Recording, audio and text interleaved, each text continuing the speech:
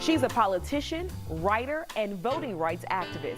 A vision born from the struggle of black women from the past. But while many will call Stacey Abrams Black History in the Making, she says it's a title she hasn't quite earned yet. Here's Hope Ford. My name is Stacey Abrams, and I take the When you think of the civil rights movement, you may think of the most famous of names: Martin Luther King Jr., Malcolm X, John Lewis.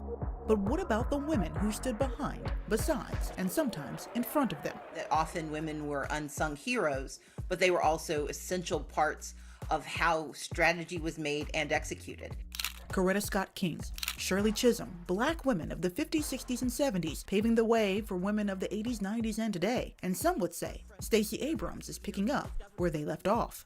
The black women who shaped the narrative of what it means to be strong and to be a patriot, to defend our nation, but also to define what we're capable of. Thank you so much. It's great to meet you. Replicating their efforts, making history, or maybe herstory herself. A bid for Georgia governor in 2018, winning the Democratic primary, the first black woman in the country to be a major party's nominee for governor. A first, just like her mother.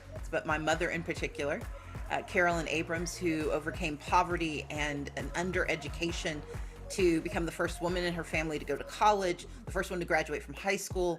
And even though Abrams lost her 2018 run to now Governor Brian Kemp, she found a renewed purpose, something she learned from another of her family's matriarchs. It was my paternal grandmother who really helped me understand the importance of democracy and voting.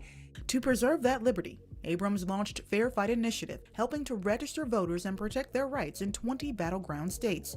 It is quite an honorific to be given, but something I still have to earn. Whatever Abrams does today, she says it will always be because of the ones of yesterday. They are stewards of a history that we have to hold.